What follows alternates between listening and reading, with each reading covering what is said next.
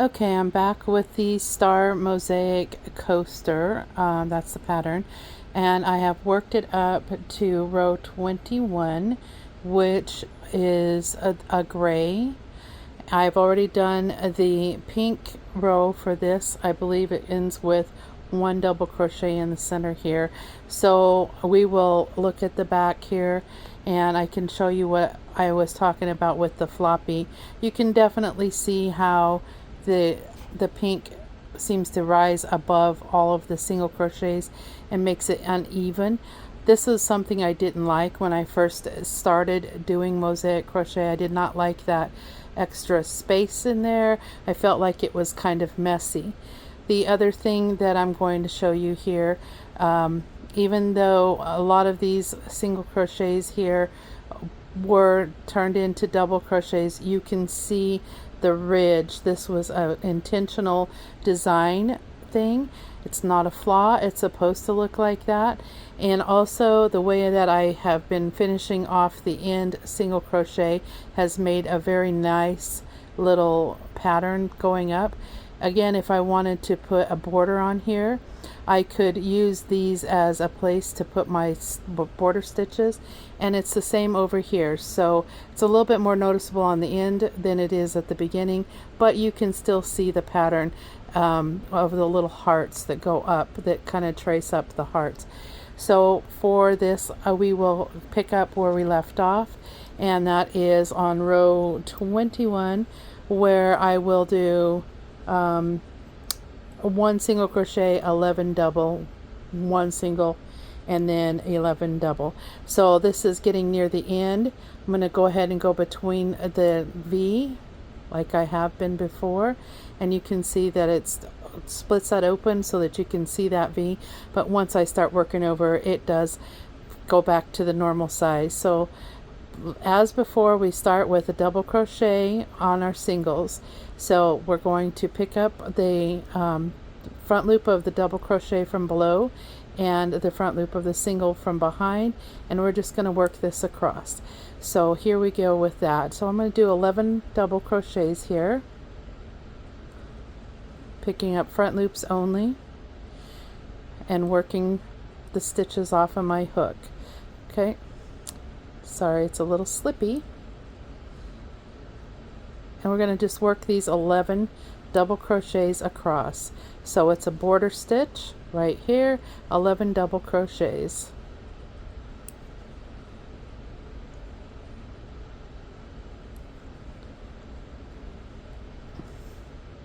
And as I work, I'm thinking here, it's not going to be a single crochet, double crochet, because there are 3 double crochets in the center. So as I've told you many times before already, you cannot put a double crochet in a double crochet. It just doesn't work right. It doesn't make the pattern work right. So in this particular case, I'm wrong when I say one single, one double, one single. It's actually 3 singles, because that's the only way this is going to work. So picking up back loop, third loop, and then the back loop of that single from below, and finishing off that stitch with a single crochet.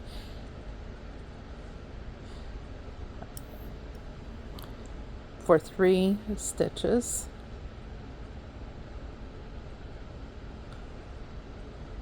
And I encourage anybody who's wanting to learn crochet to go on to Ravelry, create an account, and look around. There are hundreds of thousands of patterns on the site. It is my favorite crochet site. I post all of my projects in there. I have a library that holds and keeps my patterns that I purchase and save, and it's one of those things that if you use it correctly, it's a good place to keep track of what you do over the years. I've been on there for close to, let's see, 16 years, maybe 17 years, and I have over 400 projects listed on my projects page. So it's a good place to keep track of all of your work.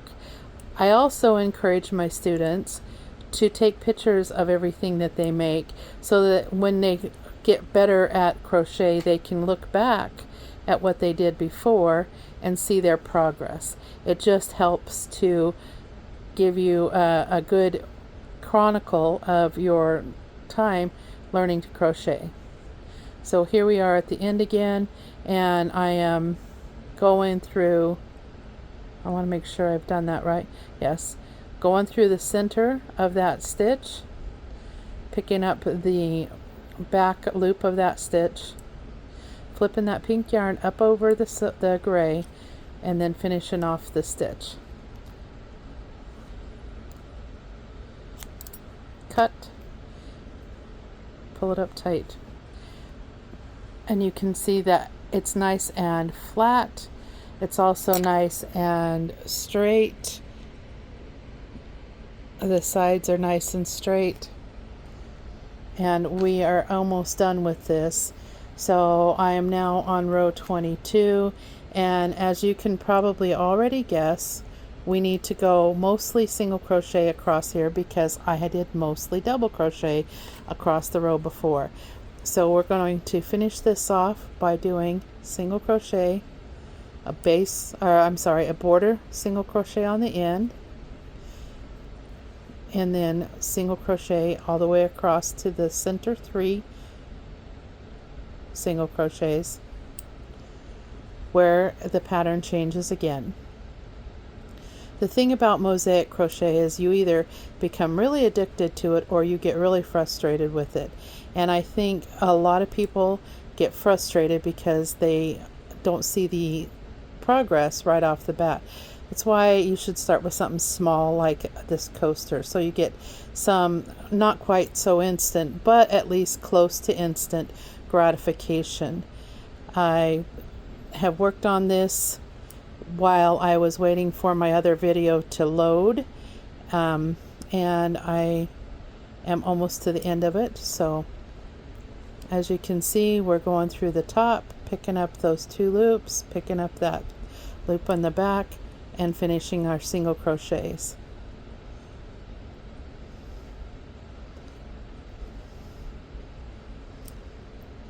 It becomes a instinctual thing. You can feel when you don't have all the loops on your hook. You have to do it enough times where you can feel it, but once you start getting used to the way it feels, you know when you've missed a loop.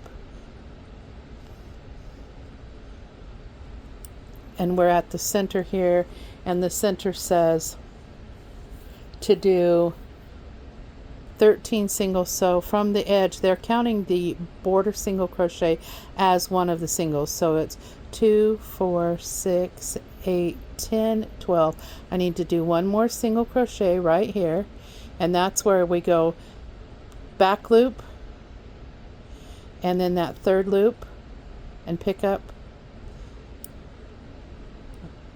finish the single, and then we're going to do a double right in the center, front loop and front loop, finish the double, and then one more single here. So we're going back loop, pick up the 3rd loop or that bump right there.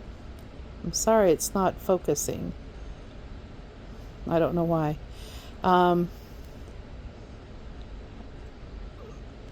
That 3rd loop there and finish the stitch, and then we're going to do single crochet the rest of the way over. So it's a little bit easier when it's a double crochet. You're not struggling to get it through that 3rd loop. It's pretty easy.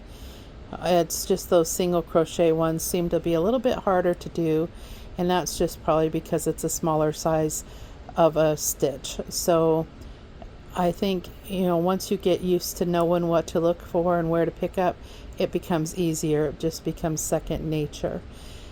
You also develop muscle memory from crochet, and that's one of the things that I taught my class early on. Once you get used to doing something, you might think you've forgotten, but if you get going on it, you've developed a muscle memory, and your hands, your mind know how to put the 2 things together. So my class has done a 13 square granny square tote. They've done the amigurumi teddy bears. They have made some of the pop-up coasters where you put your drink down and the frog's face, head, and feet all pop up, make it look like it's a squished frog. And then let me think here. I taught them the African flower.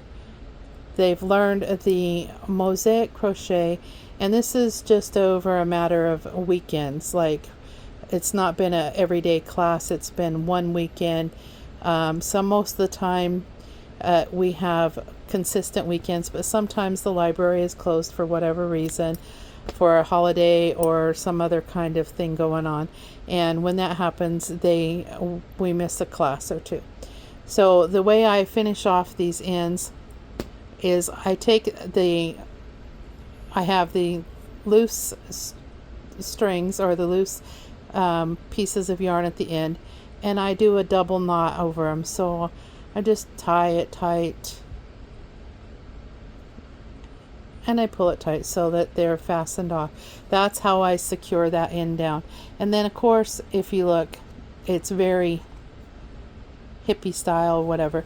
You don't want to cut these off short, because if they come undone for some reason, if the knots come undone, your whole row is going to come out and it's going to mess up your project. But that's what I do. And on these ends over here, I did the same thing. So I went and I picked up one gray, one pink, right next to each other, and then I just fasten them off with a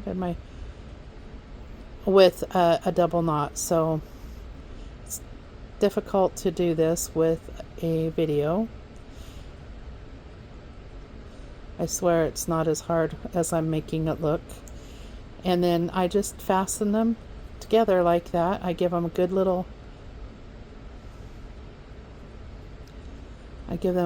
pull, so make them super tight. And you can trim them all the same length if you want to.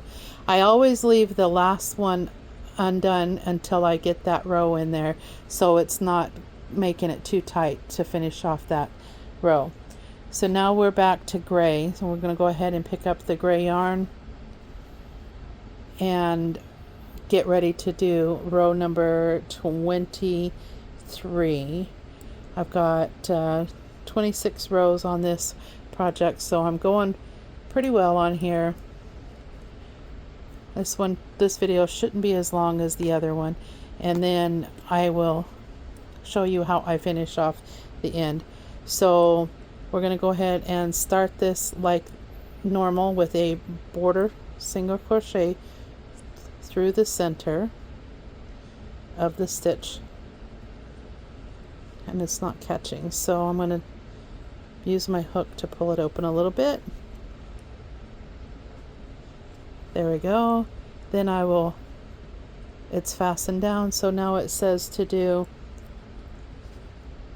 12 double crochet, one single 12 double crochet. So for the most part, we're almost finished. It's just a matter of securing the stitches. Okay, so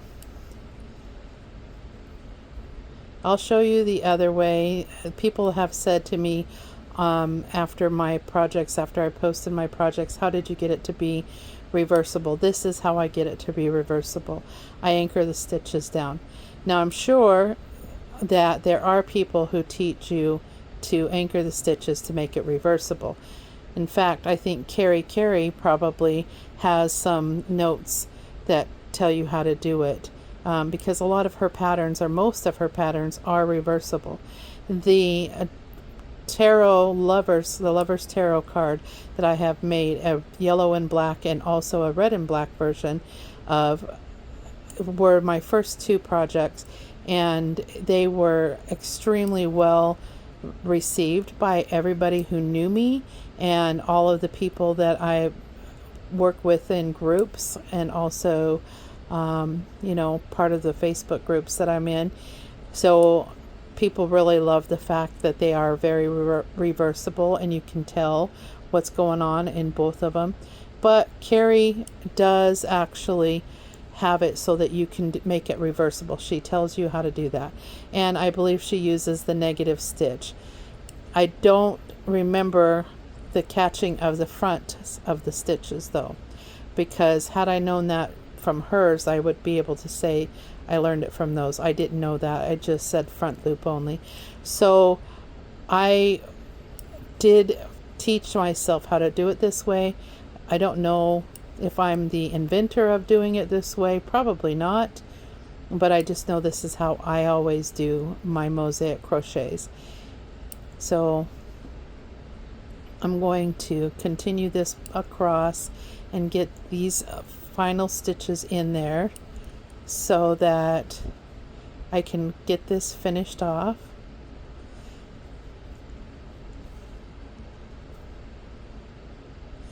And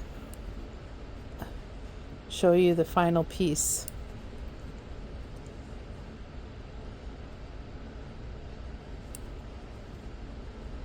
So it's double crochet all the way across except for that center one, which was a single. And now I'm going to finish this row off, flip my pink yarn over, pull up a loop,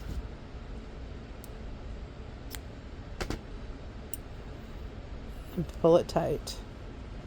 Now you can see the star pattern. You can see how the ridge is naturally created from skipping those stitches because I caught the stitch from the gray went into the gray.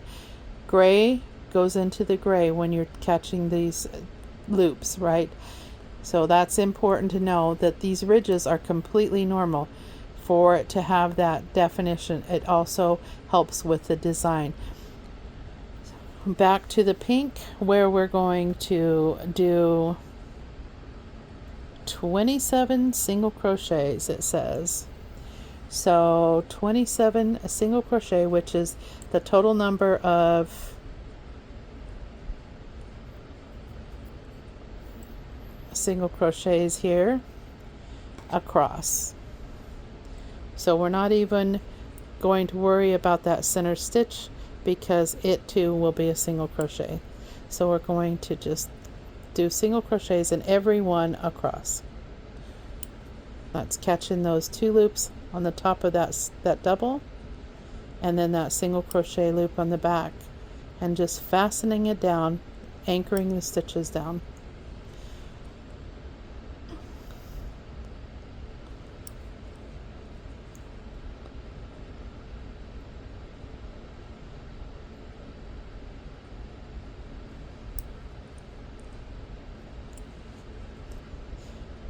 And this is just, it's just rinse and repeat all the way across. So you just keep doing the same thing all the way across till you've got all of the stitches worked in and anchored down to the row behind them until you get to the other end.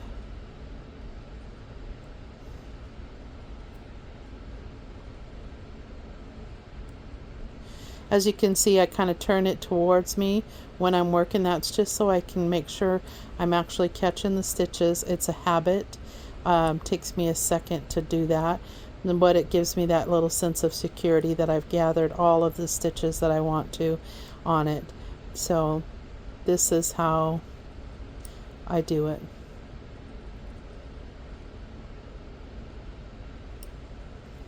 Now I want you to see the difference here, because the singles are easy to see, but when you get to where there's one that's not quite like the rest of them, you have to do a little bit of different work there. It gets the same result, but you have to, you're not catching a third loop. You're just catching the second or the back loop and that third loop that's on the back of it, or in this case the bump of that single crochet to make that stitch.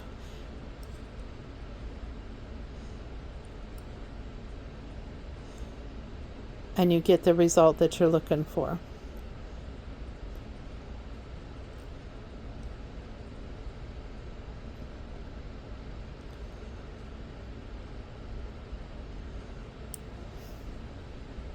So we'll just keep going here until we get to the end. We're almost there, and then I will what it says to do on the next row is to do a 1 border stitch and then 25 double crochet. So you're getting most of your stitches as double crochets, and then the very last one is of course all single crochet, but this time you go through both loops. So that's how I finish off any of my blankets as well, is I pick up both loops and I do it through as a normal double or single crochet. So I will show you that in just a couple minutes when I get there. Right now we're just finishing this round off, or this row off, and I'm sorry if it's going blurry. I think it's the speed of my hook causing that, and it might be the gray yarn because it seems to blur when I'm doing on the gray. So one of these days I'll figure out what's the best yarn colors to use for something like this. Obviously I don't think white is, because white's so white, and black really isn't.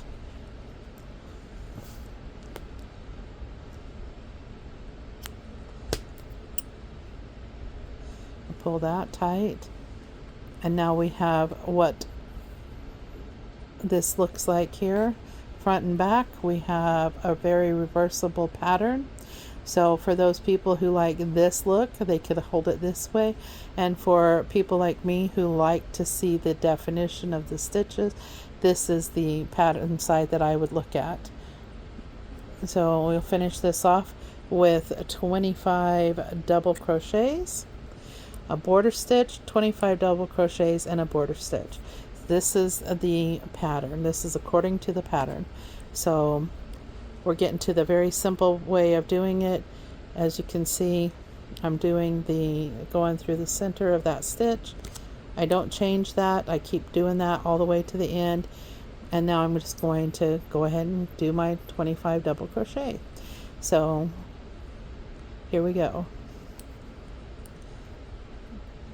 Go from the bottom up to the top, just in case.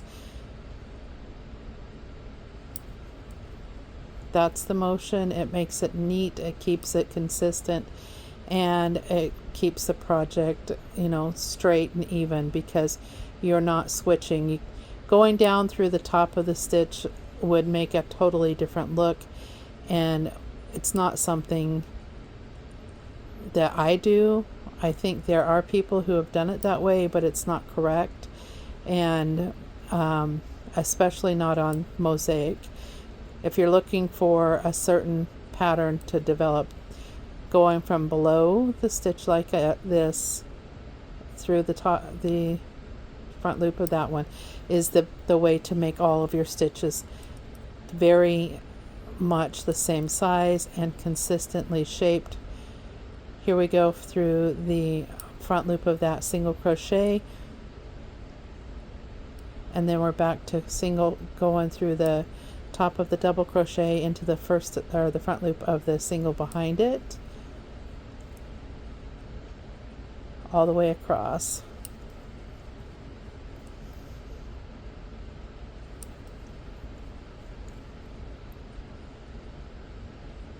There are many ways to finish off a mosaic crochet. One of them is just to leave the fringe off the side. Another way is to single crochet around and put a single crochet border on it, enclosing the string or the yarn bits that are hanging out. And then there is the envelope method. There are also patterns that you can put on. So like you have your pattern on the center, but then you work another pattern that works with it around the edge. The envelope pattern, you work one side and then you do the other side, and then you crochet those sides closed, enclosing the yarn. Most of everything I've made has had the envelope border, and it's very much time consuming, much more time consuming probably than doing just single crochets or double crochets all the way around the edge, and it's definitely more time consuming than just leaving the fringe. So it's up to you how you want it to look. Personally, I enclose all the borders and I make sure that the yarn is hidden on the inside. So there's no weaving it in on these because if you were to weave in the gray back here, it would show up on the pink. Now you see how we've got this one long ridge from the pink, and we've got the gray that stands up there.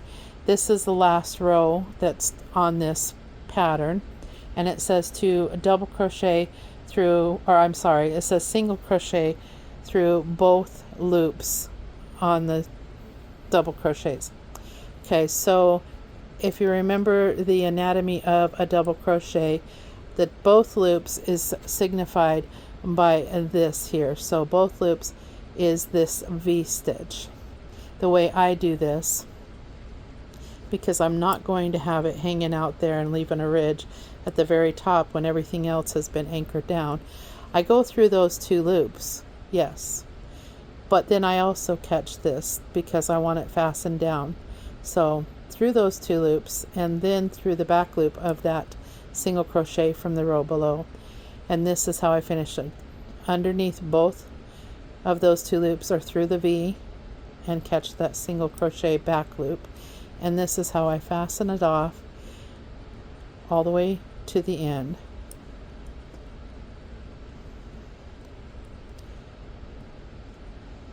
Again, you don't have to do it this way. You can do it the way that the pattern states, and that's just to go through the two loops and leave it as, and call it good. That would look like this, okay? So we're just going to go through those two loops and not fasten it off on the back. You can see how it goes up a little bit because it's not fastened off, but you can also see where if I kept doing that, there would be this huge stripe or this huge pattern. So as is my way, I'm going to frog it back those 3 stitches and I'll redo them. So I will go under both loops, under the V, hook that back loop of that single crochet and keep working across, because it's just more in line with the rest of it, and it also covers up the gray, which is what you're trying to, you know, make the definition of the project. You want it to have clear definition that this is you totally meant to do it this way. You totally meant to kind of bend the stitches over, fasten them down, not necessarily hide the gray, but lessen its appearance when you're looking at it from behind on the back side of this pattern.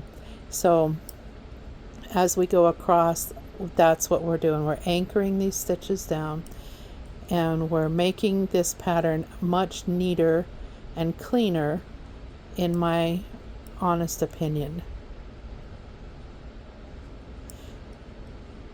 And as I work across here,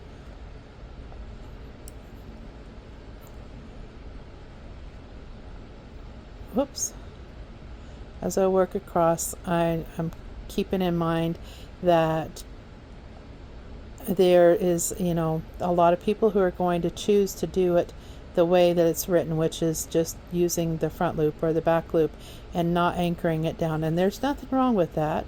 It's all, it depends on you. So however you want to do it is up to you. And I kept catching that loose pink thread. That's why I was fighting with it.